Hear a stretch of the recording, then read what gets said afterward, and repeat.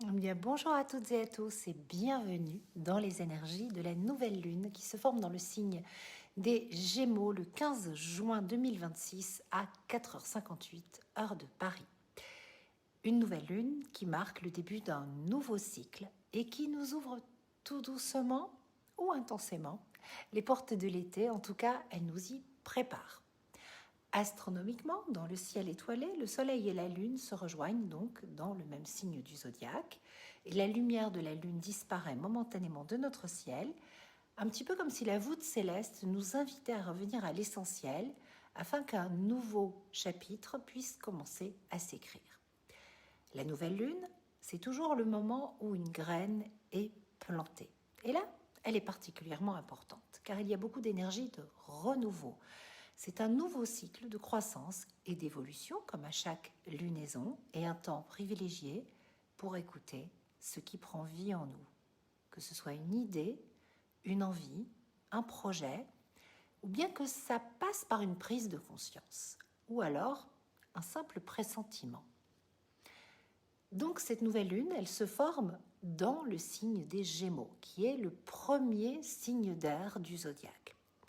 L'air, c'est l'élément astrologique des pensées, des idées, des mots, des échanges et de la circulation et aussi de l'information qui circule.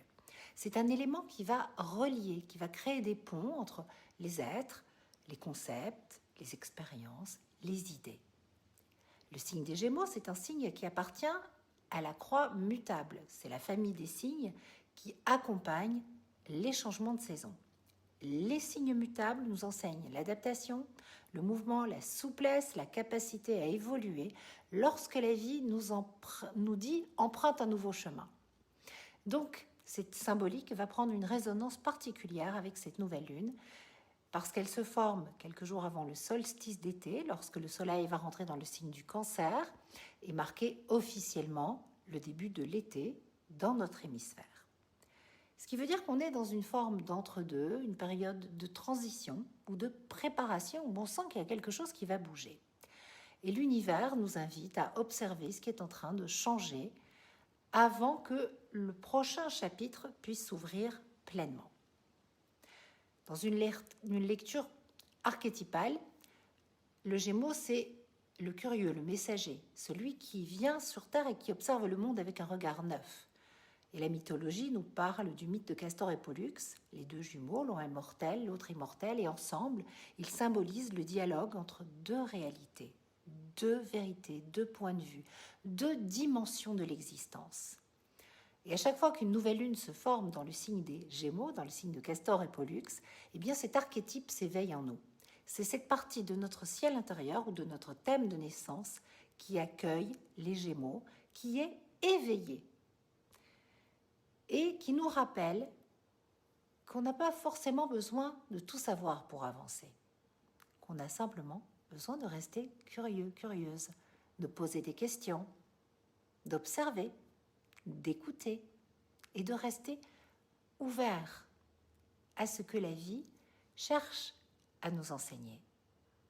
Et finalement, les Gémeaux, la partie de notre thème qui contient ce signe, représente notre capacité à apprendre, à communiquer, à observer, à faire des liens entre les événements et à construire notre compréhension du monde. Et puis, le signe des Gémeaux nous rappelle aussi que la réalité dépend beaucoup de l'histoire que l'on se raconte, de la qualité du regard que l'on porte sur la vie, sur ce qui nous arrive et sur ce que nous projetons. C'est ça qui va faire qu'on est curieux, qu'on est ouvert. Et je pense que c'est vraiment un des grands thèmes de cette lunaison. Car le véritable protagoniste de cette nouvelle lune, c'est Mercure. Pourquoi Mercure? Parce que Mercure est la planète maîtresse des Gémeaux. Et donc c'est le guide, c'est l'interprète de la lunaison. Et pour la nouvelle lune, Mercure, il est particulièrement actif. Il vient d'abord d'entrer dans sa zone d'ombre. Ça veut dire qu'il ralentit sa course avant sa rétrogradation qui va commencer à la fin du mois. Mais pour cette lunaison, Mercure, il est en plein papotage, oui, il est en streaming, en live avec Mars, avec Jupiter, avec Saturne et avec Uranus. on va dire que Mercure, l'archétype de Mercure, c'est le messager des dieux. C'est celui qui circule entre les mondes, qui transporte les informations, qui crée des connexions et ouvre les passages. C'est là où on voit son lien avec les Gémeaux. Et sur le plan psychologique, Mercure, c'est notre fonction mentale. C'est la façon dont on pense, dont on interprète, dont on comprend les choses, dont on se raconte nos histoires et notre expérience de vie, notre vécu. Donc Mercure en dialogue avec Jupiter amplifie nos idées, il nous fait voir tout en plus grand et nous dit aussi de chercher un petit peu plus de sens pour élargir notre horizon et avancer avec cette curiosité dans l'existence, comme je l'ai déjà dit. Avec Mars, c'est l'idée d'agir, que l'idée devienne une action. On a envie de prendre des décisions et on a envie d'avancer. Avec Saturne, par contre, il y a le principe de réalité qui intervient. Ce que l'on pense ou ce que l'on a comme projet doit être structuré et nos idées doivent être confrontées au réel. Sinon, elles vont rester dans le vent des idées et dans la tête. Et puis, avec Uranus, on est dans une énergie d'inattendu, de changement de perspective qui peut venir bouleverser ce que l'on pensait acquis. Ça, c'est vraiment un des thèmes majeurs de cette nouvelle lune et jusqu'à la fin du mois. Elle correspond donc à un moment où beaucoup d'entre nous vont réaliser que leurs certitudes intérieures sont en train d'évoluer. Et lorsque le récit intérieur change, la réalité, elle se transforme elle aussi. Et pour moi, c'est vraiment ce qui se passe en ce moment et ce qui va se passer. On a bien sûr notre belle Vénus qui n'est pas forcément reliée à la lunaison, mais qui forme un aspect significatif dont je pense qu'il faut parler parce qu'elle se libère d'une conjonction avec Jupiter qui était extrêmement bénéfique, où on se disait, allez, toutes les promesses sont là, et elle rentre dans le signe du Lion, ce qui bien sûr est une belle énergie pour Vénus qui va se présenter en déesse de lumière. Vénus en Lion, elle veut aimer pleinement, elle veut créer, elle veut jouer, elle veut rayonner, elle veut exprimer sa beauté. Et c'est vraiment l'énergie dont on est porteur et porteuse collectivement et individuellement avec l'été, c'est fleurir, s'épanouir, déployer ce qui est vivant à l'intérieur de nous. Mais Vénus, elle s'oppose à Pluton. Et l'opposition, c'est l'aspect du miroir. Et là, on va se retrouver relationnellement, parce que Vénus nous parle quand même beaucoup de nos relations, face à ce que l'autre nous renvoie. Quand il y a une opposition dans le ciel, l'aspect d'opposition, on a toujours cette sensation que le problème, c'est pas nous, mais que c'est l'autre. Et en fait, c'est tout ce qu'on n'a pas encore été capable d'intégrer qui nous est montré. Et Pluton, c'est un alchimiste. C'est l'alchimiste des profondeurs. Il révèle tout ce qui était enfoui. Nos attachements, nos peurs, notre besoin de contrôler la vie, d'avoir presque pouvoir de vie et de mort sur tout, sur notre entourage, nos obsessions, notre rapport au pouvoir, et puis nos blessures de contrôle, d'abandon, la peur de mourir, la peur que ça s'arrête. Et donc avec cette lunaison, je pense qu'on va voir apparaître ou émerger des situations relationnelles où la personne en face de nous va jouer un rôle de miroir avec la sensation qu'il est comme un bourreau et que nous, on est la tendre victime innocente, alors que pas du tout, on sait au fond qu'il y a quelque chose qui vient de nous, comme si on avait signé un pacte qui n'est plus d'actualité, où on a envie que ça évolue, et on va se sentir un peu pris au piège. Et puis dans les énergies de cette lunaison, il y a un aspect en formation, c'est la future rencontre entre Mars et Uranus. Mars et Uranus vont fusionner dans le signe des Gémeaux. Et même si Mars est encore en Taureau, eh bien cette dynamique est en train de colorer l'atmosphère. Mars, c'est notre capacité d'action, c'est notre instinct, c'est notre énergie vitale. Et Uranus représente l'éveil, la libération, l'éclair de conscience. Et c'est l'énergie qui nous pousse à sortir de nos anciens schémas. Et donc, lorsque ces deux archétypes se rapprochent, tout s'accélère. Et souvent, beaucoup de choses arrivent en même temps. Il y a de l'imprévisibilité dans l'air, des retournements de situation, de l'impatience, des coups d'éclat.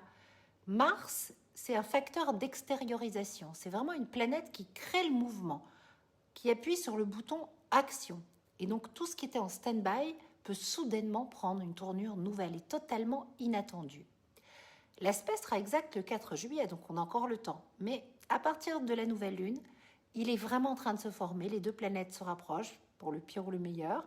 Elles viennent clôturer un cycle de 2 ans, ouvrir un nouveau cycle de 7 ans, car Mars et Uranus vont se rencontrer 4 fois dans le signe des Gémeaux, pour à chaque fois des nouvelles accélérations. Et donc il y a dans cette rencontre au sommet de l'explosion des étincelles, de la vitesse, de la réactivité, du progrès. Car il ne faut pas oublier qu'Uranus est pris dans le triangle évolutif avec Pluton, qui est le maître des transformations, et que la présence de Mars aux côtés d'Uranus va donc accélérer les prises de conscience, tout autant que les avancées technologiques que représente Uranus en Gémeaux au trigone de Pluton en Verseau, symbole de l'innovation. Donc il y a quelque chose de totalement inédit qui se met en place. Je pense que c'est des prises de conscience, des élans de liberté et le besoin de se libérer de vieux carcans. Maintenant, Mars, il est encore en Taureau pour la nouvelle lune. Donc ce mouvement, il est souterrain, il est intérieur, c'est la terre qui travaille, c'est la graine qui travaille. Il y a quelque chose qui pousse sous la surface. Et pour moi, c'est la plus belle image de cette nouvelle lune. Il y a une graine qui est en train d'être plantée. Parce qu'il y a une nouvelle histoire qui cherche à émerger, un nouveau regard qui cherche à naître, une nouvelle expression intérieure, un nouveau récit, comme je l'ai dit tout à l'heure au début. Et même si on ne sait pas encore exactement ce qu'il va advenir de cette graine, la vie est déjà à l'œuvre. Et parfois, il suffit d'une conversation, d'une rencontre, d'un livre, d'une idée, d'une simple prise de conscience pour changer toute la direction d'une existence. Et pour moi, c'est vraiment ce qui se met en place pour cette nouvelle lune dans le signe des Gémeaux, signe aux multiples potentiels.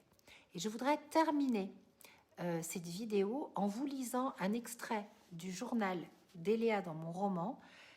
J'ai ouvert la page tout à l'heure au hasard pour voir s'il y avait un message dans mon roman astro-initiatique qui pouvait répondre aux énergies, et je suis tombée sur celle-ci, page 231, le journal d'Eléa quand elle fait le point de sa saison astrologique. Et donc là, elle fait le point de sa saison poisson. Mais le message est adapté finalement à cette lunaison. Naviguer sans carte, c'est peut-être ça la vraie sagesse, accepter de ne pas savoir, de ne pas tout comprendre et de laisser la vie nous révéler un courant après l'autre, ce qui n'a pas besoin d'être résolu tout de suite. Un lien sacré n'emprisonne pas, il élève. Et si la flamme jumelle que je recherche, c'était moi depuis le début. Ça, c'est par rapport à l'aspect Vénus-Pluton. L'amour n'est pas toujours celui que l'on rêvait, mais celui que la vie nous offre pour grandir. Je trouve que c'est aussi très en lien avec Vénus opposé Pluton. Et puis, avec l'énergie très mentale, mercurienne de cette lunaison, le mental veut comprendre alors que l'âme, elle, sait. Et le lâcher-prise, c'est de lui laisser les rênes. Et si j'acceptais d'attendre que les réponses viennent à moi, naturellement. Je vous souhaite une belle lunaison et je vous remercie pour tous les magnifiques retours que je continue de recevoir. Ça fait 1 an maintenant qu'il est sorti et on s'approche des 5000 lecteurs. Gros bisous. Let it all fall.